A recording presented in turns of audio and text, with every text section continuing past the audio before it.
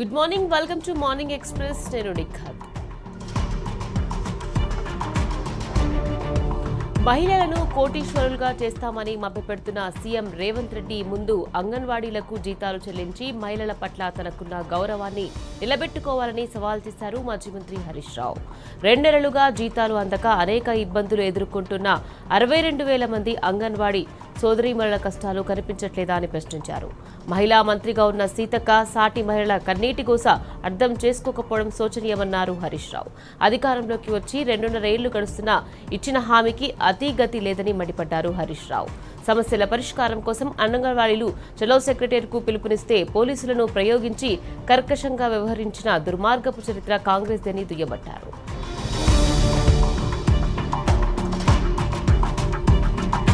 CM Revanth రెడ్డిపై BRS MLC Dasoju Shravan తీవ్ర స్థాయిలో విరుచుకుపడ్డారు. బాల్కసుమన్పై అక్రమ కేసులు బనాయించి అరెస్టు చేశారని మండిపడ్డారు. సీఎం రేవంత్ అసభ్య పదజాలం ఉపయోగించారని, దానికి సంబంధించి కేసులు నమోదు చేశామన్నారు. సీఎం రేవంత్, కాంగ్రెస్ నేతలపై మాత్రం పోలీసులు చర్యలు తీసుకోరని మండిపడ్డారు. సింగరేణిలో జరుగుతున్న స్కామ్ గురించి మాట్లాడితే సుమన్ను అరెస్టు చేశారని ధ్వజమెత్తారు.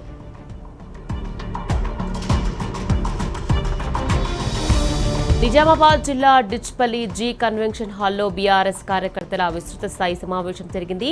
పార్టీ సభ్యత్వ నమోదు, ఎస్ఐఆర్పై మాజీ ఎమ్మెల్యే బాజిరెడ్డి గోవర్ధన్ ఆధ్వర్యంలో ఈ సమావేశం నిర్వహించారు.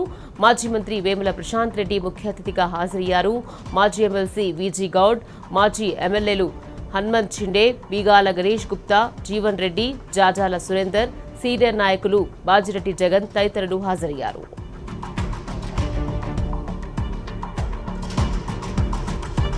పరిగి మాజీ ఎమ్మెల్యే కొప్పుల మహేష్ రెడ్డి నివాసంలో పరిగి నియోజకవర్గ సభ్యత్వ నమోదు సమన్వయ కార్యకర్తల సమావేశం జరిగింది. ఈ కార్యక్రమానికి మాజీ మంత్రి సబితా ఇంద్రారెడ్డి, వికారాబాద్ జిల్లా అధ్యక్షులు ఆనంద్, పరిగి నియోజకవర్గం ఇన్ఛార్జ్ ఎంఎన్ శ్రీనివాస్ పాల్గొన్నారు. ఎస్ఐఆర్పై కార్యకర్తలు పార్టీ క్రియాశీలకంగా వ్యవహరించాలని దిశానిర్దేశం చేశారు.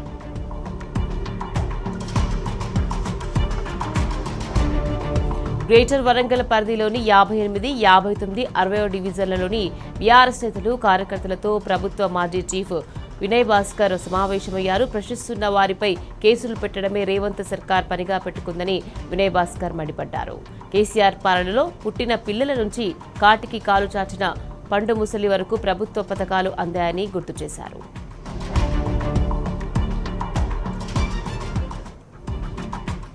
గండిపేట చెరువు కాలుష్యానికి కారణమయ్యే డంపింగ్ యాడ్ను తొలగించకుంటే పెద్ద ఎత్తున ఉద్యమం చేస్తామని మాజీ మంత్రి సబితా ఇంద్రారెడ్డి హెచ్చరించారు. మోయినాబాద్ మున్సిపల్ పరిధిలోని హిమాయత్ నగర్ ప్రభుత్వ భూమిలో ఉన్న డంపింగ్ యాడ్ను సబితా ఇంద్రారెడ్డి పరిశీలించారు. అనంతరం మోయినాబాద్ మున్సిపల్ కమిషనర్తో ఫోన్లో మాట్లాడారు. గ్రామ అభివృద్ధిలో భాగంగా అప్పట్లో ముఖ్యమంత్రి కల్వకుంట్ల చంద్రశేఖరరావు ప్రతి గ్రామంలో పల్లె ప్రకృతి వనాలు, క్రీడా మైదానాలను ఏర్పాటు చేయడం జరిగిందని గుర్తు చేశారు.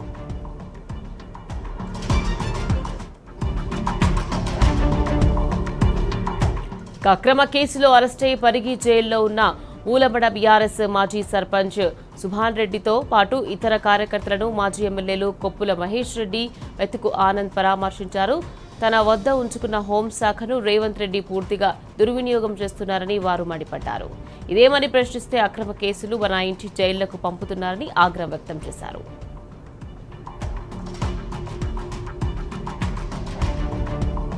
పెద్దపల్లి జిల్లా రామగుండం పోలీస్ కమిషనరేట్ రహదారిపై మంతరి ప్రాంత బీఆర్ఎస్ పార్టీ శ్రేణులు నిరసనకు దిగారు. పోలీస్ కమిషనర్ను కలిసేందుకు వెళ్తున్న మంతరి మాజీ ఎమ్మెల్యే ఉట్ట మధుకర్ను పోలీసులు అడ్డుకున్నారు. ఎలాంటి ముందస్తు చర్యలు లేకుండా బీఆర్ఎస్ పార్టీ నేతలను అరెస్ట్ చేయడం సరైన విధానం కాదని ఉట్టమధు ఆగ్రహం వ్యక్తం చేశారు. పోలీసులను అడ్డుపెట్టుకుని మంత్రి నియోజకవర్గంలో మంత్రి శ్రీధర్ బాబు అరాచకాలు సృష్టిస్తున్నారని మండిపడ్డారు. భవిష్యత్తులో అందరూ తగిన మూల్యం చెల్లించాల్సి ఉంటుందని ధ్వజమెత్తారు.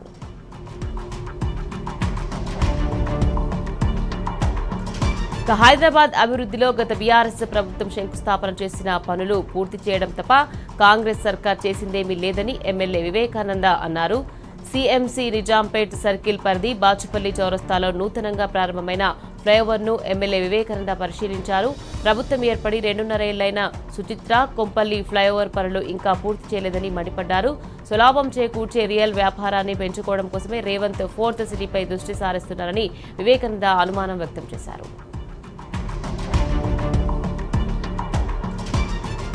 సింగరేణి వ్యవహారాల్లో రేవంత్ రెడ్డి జోక్యం వల్లనే ఆ సంస్థ నష్టాల్లోకి వెళ్లిందన్నారు మాజీ మంత్రి గంగుల కమలాకర్. నైని కోల్ బ్లాక్ ఉదంతమే దానికి ఉదాహరణ అని చెప్పారు. ఒకప్పుడు లాభాల్లో ఉన్న సింగరేణి సంస్థ ఇప్పుడు ఉద్యోగులకు జీతాలు ఇచ్చేందుకు ఓవర్ డ్రాఫ్ట్ తీసుకోవాల్సిన పరిస్థితి ఏర్పడిందన్నారు గంగుల.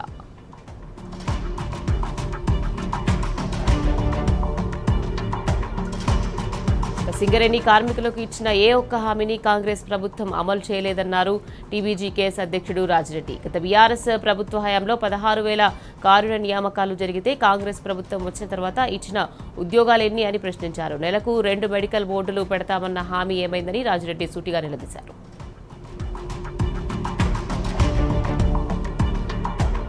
సింగరేణి కార్మికుల హక్కుల పరిరక్షణలో రేవంత్ సర్కార్ పూర్తిగా విఫలమైందని మాజీ ఎమ్మెల్యే గండ్ర వెంకటరమణారెడ్డి విమర్శించారు. సింగరేణి కార్మికుల సమస్యలపై ప్రభుత్వం కావాలనే నిర్లక్ష్యం వహిస్తోందని మండిపడ్డారు. భూపాల్పల్లిలోని సింగరేణి కేటీకే 1 గనిలో కార్మికుల సమస్యలను వెంకటరమణారెడ్డి అడిగి తెలుసుకున్నారు.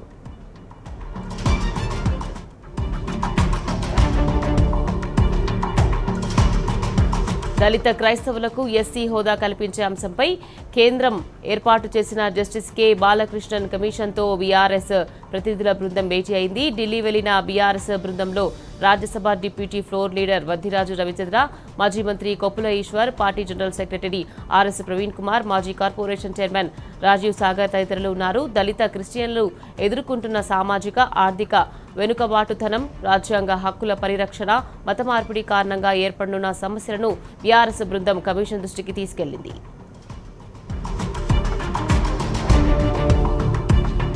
బీఆర్ఎస్ హయాంలో నిలిచిపోయిన మైనింగ్ పనులు మళ్లీ మొదలు పెట్టారని, దీంతో జనగామ జిల్లా దేవరుప్పల మండలం కండివెండి, వానకొండయ్య గుట్ట ఆనవాళ్లు కోల్పోయే ప్రమాదం ఏర్పడిందని బీఆర్ఎస్ నేత వల్ల సుందర రామిరెడ్డి అన్నారు. ఇక గ్రామ సభలో తీర్మానం లేకుండా మైనింగ్ పనులు ఎలా చేస్తారంటూ ప్రశ్నించారు.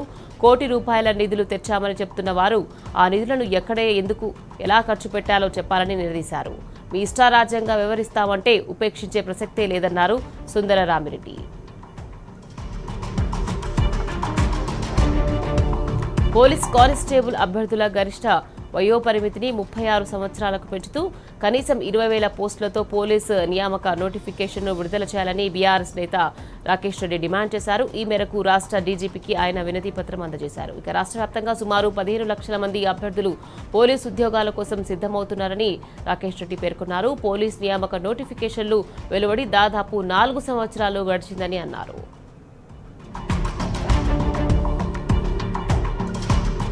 కార్పొరేట్ విద్యకు కొమ్ము కాసే విధంగా సీఎం రేవంత్ వ్యవహరిస్తున్నారని బీఆర్ఎస్ నేత రావుల శ్రీధర్ రెడ్డి విమర్శించారు. రాష్ట్రంలో 27,000 ప్రభుత్వ పాఠశాలను 4,000కు తగ్గిస్తామని చెప్పడం, విద్యా హక్కు చట్టంపై రేవంత్కు ఉన్న అవగాహన ఏ పార్టీతో అర్థం చేసుకోవచ్చని మండిపడ్డారు. పాఠశాలను ఆధునీకరించాల్సింది పోయి తగ్గిస్తామని చెప్పడం తుగ్లక్ చర్యగా పరిగణించాలన్నారు.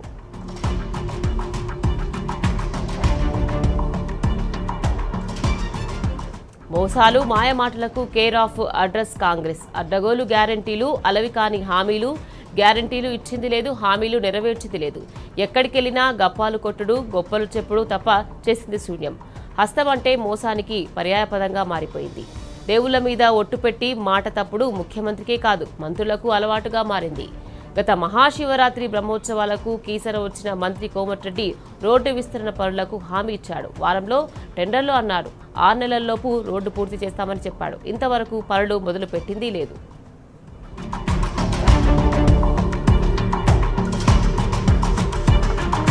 మియాపూర్లో రేవంత్ రెడ్డి చేసిన విమర్శలు, సవాళ్లపై షేర్లింగంపల్లి నియోజకవర్గ బీఆర్ఎస్ శ్రేణులు, స్థానిక నాయకులు తీవ్ర ఆగ్రహం వ్యక్తం చేశారు. గత బీఆర్ఎస్ ప్రభుత్వం చేసిన అభివృద్ధిని తమ ఖాతాల్లో వేసుకుంటూ కాంగ్రెస్ ప్రభుత్వం సరికొత్త డ్రామాలకు తెరతీసిందని మండిపడ్డారు. మియాపూర్, ఆల్విన్ చౌరస్తా ఫ్లైఓవర్, బాచ్పల్లి ఫ్లైఓవర్ మరియు షేర్లింగంపల్లి ఓఆర్బీ వంటి ప్రాజెక్టులు గత కేసీఆర్ ప్రభుత్వం హయాంలోనే మంజూరై ప్రణాళికలు సిద్ధం చేసుకున్నాయని గుర్తు చేశారు. వైద్యులు హెచ్చరించారు.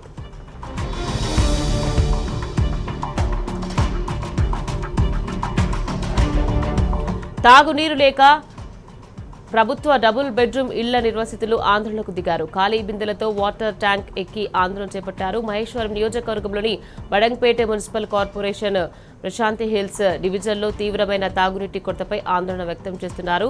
కాలనీకి కేవలం 50 మీటర్ల దూరంలో మిషన్ భగీరథ వాటర్ ట్యాంకర్ ఉన్నప్పటికీ డబుల్ బెడ్రూమ్ ఇళ్లకు ఇప్పటి వరకు శాశ్వత నల్లా కలెక్షన్లు ఇవ్వలేదని లబ్ధిదారులు ఆరోపిస్తున్నారు.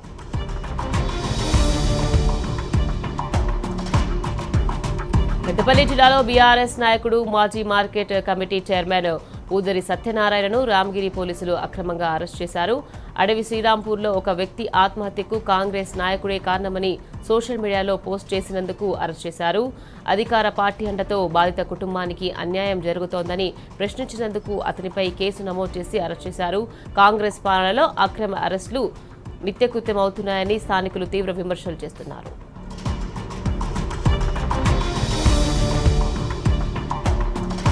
జనగామ జిల్లాలో డిప్యూటీ సీఎం బట్టి విక్రమార్క పర్యటన నేపథ్యంలో పోలీసులు అత్యుత్సాహం ప్రదర్శించారు. చిల్పూర్ మండలం పల్లగుట్టలో డిప్యూటీ సీఎం బట్టి విక్రమార్క పర్యటన సందర్భంగా స్టేషన్ గన్పూర్లో మాజీ డిప్యూటీ సీఎం రాజయ్యను హౌస్ అరెస్ట్ చేశారు. రాజయ్యతో పాటు పలువురు బీఆర్ఎస్ నేతలను గృహ నిర్బంధంలో ఉంచారు.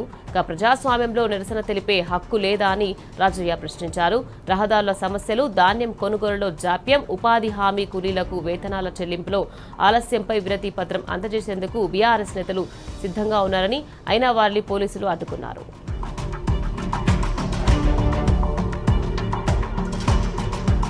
కాంగ్రెస్ పాలకులు లా అండ్ ఆర్డర్స్ ను గాలికి వదిలేయడంతో నేరగాళ్లు కొంచెం కూడా భయం లేకుండా రెచ్చిపోతున్నారు. ఇక తాజాగా ఖమ్మంలో దారుణం జరిగింది. 12 ఏళ్ల బాలికపై లైంగిక దాడికి తెగబడ్డాడు ఉన్మాది. అనంతరం బాలికను 3 అంతస్తుల భవనం పైనుంచి కిందకి తోసేశాడు.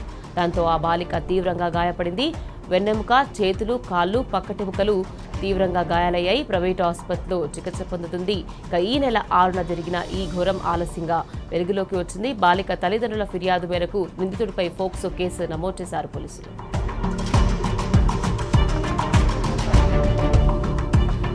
నిజామాబాద్ జిల్లాలో రైతులు కదం తొక్కారు. ఆర్మూరు మండలం అంకాపూర్లో రైతులు రాస్తారోకో చేపట్టారు. యాప్ తొలగించి మాన్యువల్ పద్ధతిలో యూరియా అందజేయాలని డిమాండ్ చేశారు. సీఎం రేవంత్ రెడ్డికి వ్యతిరేకంగా రైతులు నినాదాలు చేశారు. రైతుల ఆందోళనతో ఆర్మూరు నిజామాబాద్ రహదారిపై భారీగా ట్రాఫిక్ జామ్ అయింది.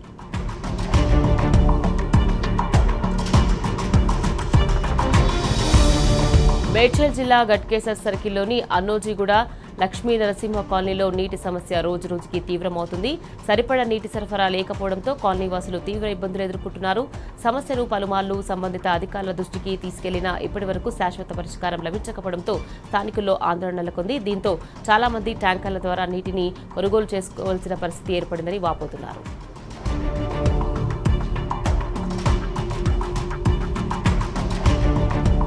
చేపమందు పంపిణీ ముగిసింది.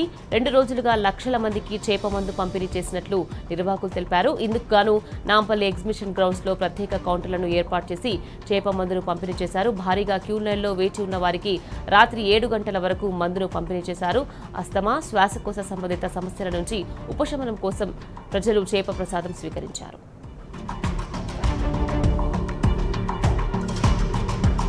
ఆదాయానికి మించి ఆస్తులు కూడబెట్టారనే ఆరోపణల నేపథ్యంలో ఆర్ఎండ్బి ఈఎన్సీ మోహన్ నాయక్ ఇంట్లో ఏసీబీ అధికారులు సోదాలు నిర్వహిస్తున్నారు. ఏకకాలంలో ఆయన బంధువుల ఇళ్లలోనూ రేడ్స్ చేస్తున్నారు. మొత్తం 13 ప్రాంతాల్లో ఏసీబీ అధికారులు విస్తృత స్థాయిలో తనిఖీలు చేపట్టారు. ఇక హైదరాబాద్ మియాపూర్లోని మోహన్ నాయక్ నివాసం ఉంటున్న వసంత సిటీలో ఉదయం నుంచి తనిఖీలు కొనసాగుతున్నాయి. ఇప్పటి వరకు 60 లక్షల రూపాయల నగదు, కేజీన్నర బంగారు ఆభరణాలు, మద్యం బాటిళ్లు, అక్రమ భూముల కొనుగోలుకు సంబంధించిన పత్రాలను ఏసీబీ అధికారులు స్వాధీనం చేసుకున్నారు.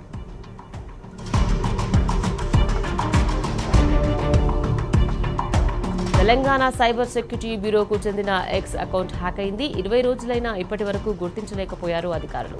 రాష్ట్రంలో సైబర్ నేరాలను అరికట్టే బాధ్యతలను నిర్వహిస్తున్న తెలంగాణ సైబర్ సెక్యూరిటీ బ్యూరోనే టార్గెట్ చేశారు హ్యాకర్లు. టీఎస్సీబీ అధికారిక ట్విట్టర్ ఖాతాను తమ గుప్పిట్లోకి తీసుకున్నారు. దాదాపు 20 రోజులు అవుతున్న హ్యాకర్లు ఎవరనేది సైబర్ సెక్యూరిటీ బ్యూరో అధికారులు గుర్తించలేకపోయారు. ఒకప్పుడు దేశంలో అత్యుత్తమ సైబర్ భద్రతా సంస్థలో ఒకటిగా గుర్తింపు పొందిన తెలంగాణ సైబర్ సెక్యూరిటీ బ్యూరో అధికారిక ఖాతానే హ్యాక్ అవడం హాట్ టాపిక్ అయింది.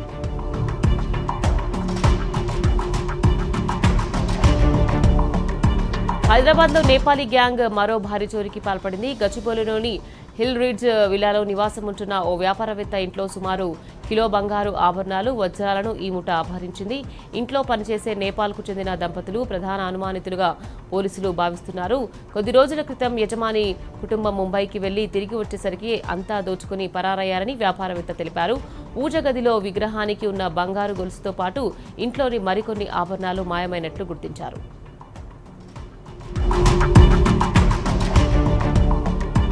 కొమరంభీ మసిఫాబాద్ జిల్లా చింతలమానేపల్లి మండలం దిందా గ్రామంలో పోడు భూముల వద్ద ఉద్రిక్త పరిస్థితులు నెలకొన్నాయి. అటవీ శాఖ అధికారులు పోడు భూములను చదును చేస్తుండగా రైతులు అడ్డుకోవడంతో ఉద్రిక్తత చోటు చేసుకుంది. తమ సాగు భూములను నాశనం చేస్తున్నారని ఆరోపిస్తూ రైతులు ఆందోళనకు దిగారు. దీంతో అక్కడికి చేరుకున్న పోలీసులు అటవీ శాఖ సిబ్బందితో కలిసి పలువురు రైతులను అదుపులోకి తీసుకున్నారు. అనంతరం వారిని అటవీ శాఖ వాహనాల్లో ఫారెస్ట్ కార్యాలయానికి తరలించారు.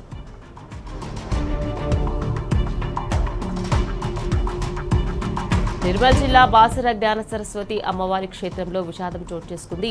హైదరాబాద్ చెప్పల్ బజార్కు చెందిన ఓ కుటుంబం అమ్మవారిని దర్శించేందుకు బాసర వచ్చింది. పుణ్యస్నానం కోసం గోదావరి నదిలోకి దిగగా ప్రమాదవశాత్తు ముగ్గురు అన్నదమ్ముళ్లు గల్లంతయ్యారు. వీరి కోసం రంగంలోకి రెస్క్యూ బృందాలు గంటల కొద్దీ గోదావరిలో గాలింపు జరిపి 3 మృతదేహాలను వెలికితీశారు. ఒక కేసు నమోదు చేసుకుని పోలీసులు విచారిస్తున్నారు.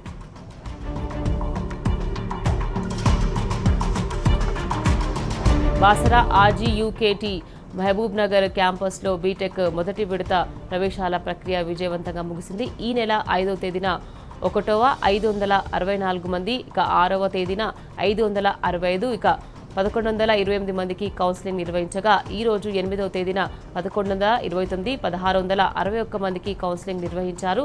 ఇక బాసర క్యాంపస్ ఆడిటోరియంలో 2 క్యాంపస్లకు ఉమ్మడిగా 1691 మందికి కౌన్సిలింగ్ను అధికారులు నిర్వహించారు.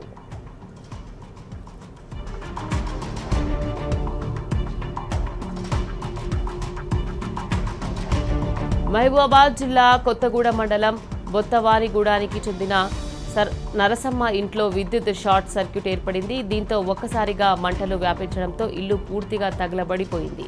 గృహోపకరణాలు, నిత్యావసర వస్తువులు, ఇతర సామాగ్రి పూర్తిగా కాలి బూడిదలయ్యాయి. ఇక స్థానికులు మంటలను అదుపు చేసేందుకు ప్రయత్నించినప్పటికీ ఫలితం లేకుండా పోయింది. బాధిత కుటుంబానికి ప్రభుత్వం తక్షణమే ఆర్థిక సహాయం అందించాలని గ్రామస్తులు కోరుతున్నారు.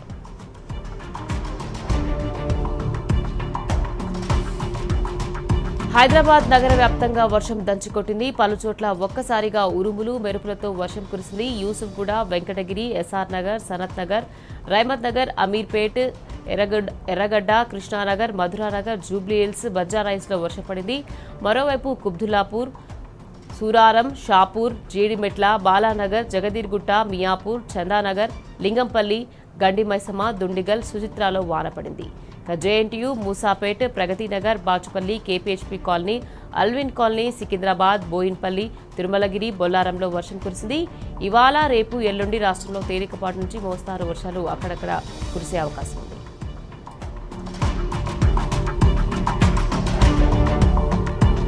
సిటీలో కురిసిన భారీ వర్షానికి 2 ప్రాణాలు కోల్పోయారు. పాతబస్తీలో కరెంటు షాక్తో 2 యువకులు మృతి చెందారు.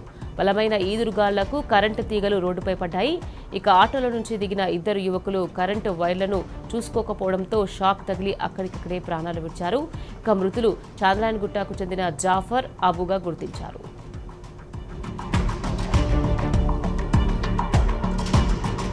హైదరాబాద్లో భారీగా కురిసిన వర్షం కారణంగా పలు ప్రాంతాల్లో భారీగా ట్రాఫిక్ జామ్ అయింది. ఉప్పర్పల్లి పీవీఎన్ఆర్ ఎక్స్ప్రెస్ పై ర్యాంప్ పై వచ్చిన వర్షపు నీరు రోడ్డుపై నిలిచిపోయింది. దీంతో రాజేంద్రనగర్, అత్తాపూర్ నుంచి ఆరాంఘర్ వైపు వెళ్లే దారిలో భారీగా ట్రాఫిక్ జామ్ అయింది. కిలోమీటర్ల మేర ట్రాఫిక్ జామ్ కావడంతో వాహనదారులు తీవ్ర ఇబ్బందులు ఎదుర్కొంటున్నారు.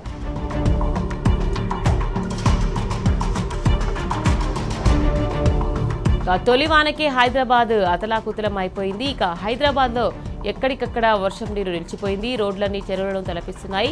ఇక ట్రాఫిక్ జామ్లతో వాహనదారులు అవస్థలు పడుతున్నారు. ఒక్క వానకే హిట్లర్ రేవంత్ చేతగానితనం బయటపడింది. పావుగంట వానకే పరిస్థితి ఇలా ఉంటే ఓ గంట దంచి కొడితే హైదరాబాద్ సిచ్యువేషన్ ఏంటి? హైడ్రా పేరుతో జరుగుతోందంతా మోసమేనని వరద నీటితో తేలిపోయింది. హైడ్రా సమర్థంగా పనిచేసింది నిజమైతే మరి రోడ్లెందుకు మునిగాయి? పేదల ఇండ్ల మీద పడడం తప్ప హైడ్రా చేసిందేంటి? హైదరాబాద్లో వాటర్ ల్యాంగింగ్ సమస్యలు నిర్మూలించామని కోర్టులో చెప్పారు కదా. నిజంగా జలమయమయ్యే ప్రాంతాలను సరిదిద్దితే మళ్లీ వాన నీళ్లెందుకు ఆగాయి? వానాకాలం సన్నద్ధం కోసం రేవంత్ సర్కార్ తీసుకున్న చర్యలేంటి? హైడ్రాకు చేసిన దిశానిర్దేశం ఏంటి? నిజంగా వానాకాలం ఆరంభమైపోయి పరిస్థితి ఇలా ఎందుకు మారింది?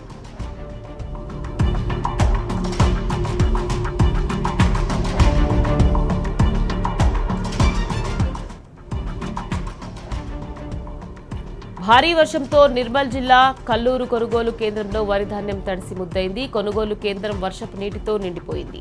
దీంతో రైతులు బోరుమంటున్నారు. మార్కెట్లో సరైన నిల్వ సదుపాయం కల్పించలేదని అన్నదాతలు మండిపడ్డారు. అధికారులు సిబ్బంది నిర్లక్ష్యానికి తాము నష్టపోతున్నామని ఆగ్రహం వ్యక్తం చేశారు.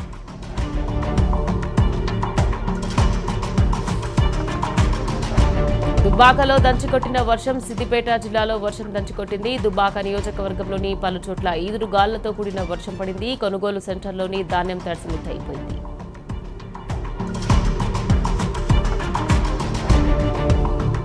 వచ్చే 4-5 రోజులు తెలంగాణలో నైరుతి రుతుపవనాలు మరింత ముందుకు కదిలేందుకు అవకాశం ఉందని హైదరాబాద్ వాతావరణ కేంద్రం తెలిపింది.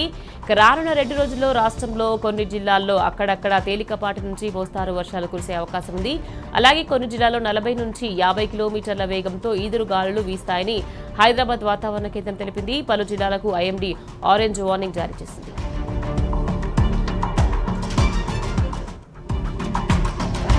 విశాఖ స్టీల్ ప్లాంట్ ప్రమాదంలో 8 మంది మృతి చెందగా మరికొందరు పరిస్థితి విషమంగానే ఉన్నట్లు కేంద్ర ఉక్కు శాఖ మంత్రి హెచ్డి కుమారస్వామి తెలిపారు. అది దురదృష్టకరమైన ఘటనగా పేర్కొన్నారు. మృతుల కుటుంబాలకు ఒక్కొక్కరికి 25 లక్షల రూపాయల పరిహారాన్ని ప్రకటించారు. అలాగే ప్రధానమంత్రి సహాయ నిధి నుండి మృతుల కుటుంబాలు ఒక్కొక్కరికి 2 లక్షల రూపాయలను, గాయపడ్డ వారికి 50,000 రూపాయల చొప్పున ఎక్స్గ్రేషియా అందించనున్నట్లు తెలిపారు.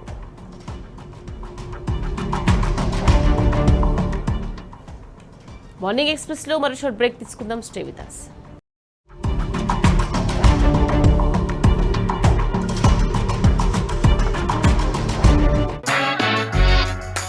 ఎట్లున్నారులా? అప్డేట్ లో ఉన్నారా? వార్త ముందుగా తెలుసుకోవాలంటే ఇక టీ న్యూస్ తెలుగు మీ ఫోన్లో ఉండాల్సిందే.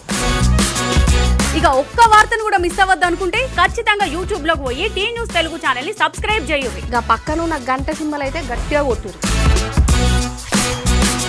ఫేస్బుక్ లో కూడా టీ న్యూస్ తెలుగు పేజ్ ని follow కొట్టుర్రి.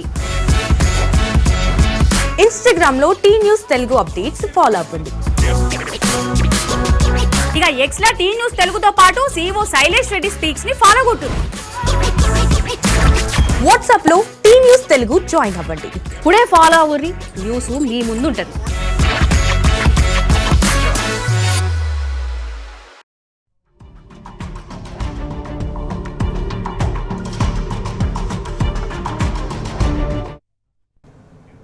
Welcome back to morning express.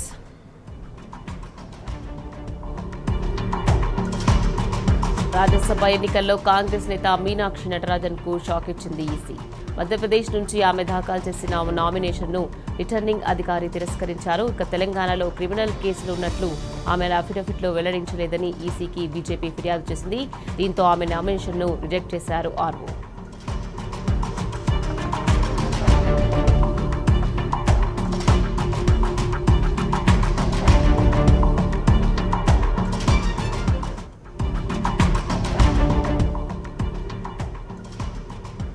Meenakshi Natarajan రాజ్యసభకు వేసిన నామినేషన్లో తప్పుడు సమాచారం ఉందని ఆ పార్టీకి చెందిన నేతలే సమాచారం ఇచ్చారన్నారు మధ్యప్రదేశ్ మంత్రి కైలాష్ విజయవర్గీయ. తెలంగాణ నుంచి అందుకు సంబంధించిన పేపర్లు వచ్చాయన్నారు. తెలంగాణలో కాంగ్రెస్ ప్రభుత్వం ఉన్న సమాచారం వచ్చిందంటే ఆ పార్టీ పరిస్థితి ఎలా ఉందో తెలుసుకోవచ్చని చురుకలు అంటించారు. రాజ్యసభకు ఎన్నిక నిర్వహించినా బీజేపీ అభ్యర్థే గెలుస్తారని విశ్వాసం వ్యక్తం చేశారు.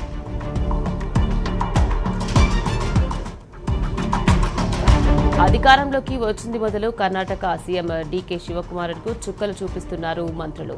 మొన్నటికి మొన్న ఇచ్చిన శాఖ నచ్చక ఆ పార్టీ సీనియర్ నేత రామలింగారెడ్డి రాజీనామా చేస్తే ఆయన్ను బుజ్జగించి సరికి డీకేకు తల ప్రాణం తోకకు వచ్చింది. అంతా సద్దుమణిగింది అనుకునేలోపే మరో మంత్రి అలకబూనారు. కేటాయించిన శాఖతో పాటు మరొక శాఖ కోసం పట్టుబడుతూ ఢిల్లీ బాటపడ్డారు. కేబినెట్లో కృష్ణ భైరేగౌడకు గ్రేటర్ బెంగళూరు అభివృద్ధి శాఖను కేటాయించారు డీకే. ఈ నేపథ్యంలోనే ఢిల్లీకి వెళ్లారు కృష్ణ భైరేగౌడ.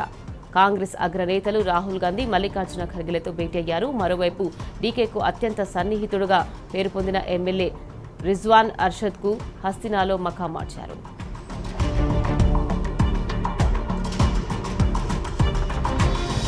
కాంగ్రెస్ నేతలు పదవులొచ్చేదాకా జనం పాట పాడతారు, గద్దెనెక్కాక అదే జనంపై ఎంగిలి పండ్లను విసురుతారు. అవును, కర్ణాటక సీఎం డీకే శివకుమారన్ సగం కొరికిన యాపిల్ను కార్యకర్తల పైకి విసిరి అబాసుపాలయ్యాడు. కరకారపు పర్యటనలో కార్యకర్తలు ఆయన్ను యాపిల్ పండ్ల గజమాలతో సత్కరిస్తే అందులోని ఒక పండును కొరికి దాన్ని వారిపైకే విసిరి పారేశారు ఆయన. ఈ వీడియో కాస్త సోషల్ మీడియాలో వైరల్ కావడంతో నెటిజన్లు ఫైర్ అవుతున్నారు. సీఎం స్థానంలో ఇలాంటి చర్యలకు పాల్పడడం ఏంటని ప్రశ్నిస్తున్నారు.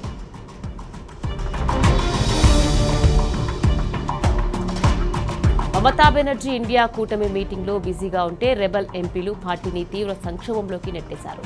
Party chief whip Kakoli Ghosh Dastidar నాయకత్వంలో తిరుగుబాటు ఎంపీలు ఏకమయ్యారు. బెంగాల్ అభివృద్ధి కోసం ఎన్డీఏకు మద్దతు ఇవ్వాలని నిర్ణయించుకున్నట్టు ప్రకటించారు. మరోవైపు ఎంపీల తిరుగుబాటులో దిద్దుబాటు చర్యలు ప్రారంభించిన దీదీ వర్గం కొకోలిలోని గతంలో చీఫ్ విప్ పదవి నుంచి తొలగించినట్టు తెలిపింది. ఆమె ప్రస్తుత పార్టీలో ఏ పదవిలోనూ లేరని పేర్కొంది. కాగా లోక్సభలో టీఎంసీకి ప్రస్తుతం 28 ఎంపీలు ఉన్నారు. 3/200 మంది తిరుగుబాటు జెండా ఎగరవేశారు. దీంతో వీరిపై పార్టీ ఫిరాయింపుల నిరోధక చట్టం కింద వేటుపడే అవకాశం లేదని తెలుస్తోంది.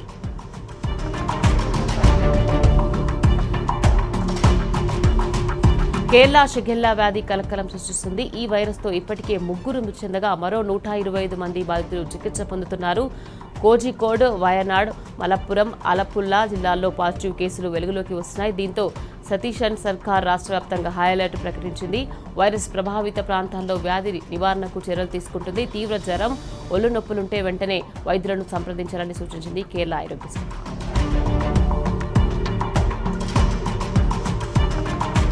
నైరుతి రుతుపవనాల ప్రభావంతో కర్ణాటకలో భారీ వర్షాలు కురుస్తున్నాయి. 3 రోజులుగా కురుస్తున్న వర్షాలతో దక్షిణ కన్నడ, ఉడుపి, ఉత్తర కన్నడ, చిక్మంగళూరు, శివమొగ్గ, బెంగళూరు, కోలార్, చిక్బల్లాపూర్, తమకూరు జిల్లాలు తడిసి ముద్దవుతున్నాయి. ఇక భారీ వర్షాలతో వాగులు, వంకలు పొంగిపొల్లుతున్నాయి. అయితే ఈ నెల 11 వరకు రాష్ట్ర వ్యాప్తంగా భారీ నుంచి అతి భారీ వర్షాలు కురుస్తాయని హెచ్చరించింది ఐఎండీ. 5 జిల్లాలకు రెడ్ అలర్ట్ ప్రకటించింది. మరో 8 జిల్లాలకు ఆరెంజ్ అలర్ట్ జారీ చేసింది.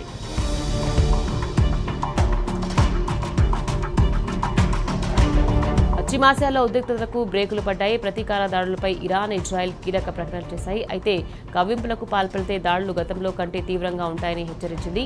ఇరాన్లోని ఇంధనం, సైనిక స్థావరాలపై ఐడీఎఫ్ దాడులకు ప్రతీకారంగా ఉత్తర ఇజ్రాయెల్లోని హైఫా పెట్రోకెమికల్ ప్లాంట్పై ఇరాన్ ఇంతకుముందు క్షిపణులతో విరుచుకుపడింది. దీంతో పలుచోట్ల భారీ పేలుడు శబ్దాలు కనిపించాయి. టెల్ అవీవ్ సహా పలు నగరాల్లో సైరన్లు మోగాయి. వేలాది మంది ప్రజలు బంకర్లలో పరుగులు తీశారు. అయితే ఇరాన్ క్షిపణులను చాలా వరకు అడ్డుకున్నామని ఇజ్రాయెల్ ప్రకటించింది.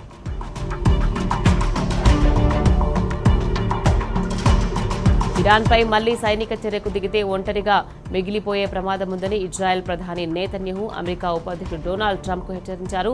మళ్లీ పోరాటం మొదలైతే టెహ్రాన్తో దౌత్య సంబంధాన్ని కుదుర్చుకోవడానికి జరుగుతున్న ప్రయత్నాలు దెబ్బతింటాయని ఆరోపించారు. ఈ పరస్పర దాడులు పూర్తి ప్రాంతీయ యుద్ధానికి దారితీస్తుందని ఆందోళన వ్యక్తం చేశారు. మరోవైపు దేశ రక్షణ కోసం ఎలాంటి ముప్పునైనా ఎదుర్కొంటామన్నారు ఇరాన్ అధ్యక్షుడు పెజిష్కియాన్. యుద్ధరంగం నుంచి గానీ చర్చల నుంచి గానీ తాము వైదొలగలేదని స్పష్టం చేశారు.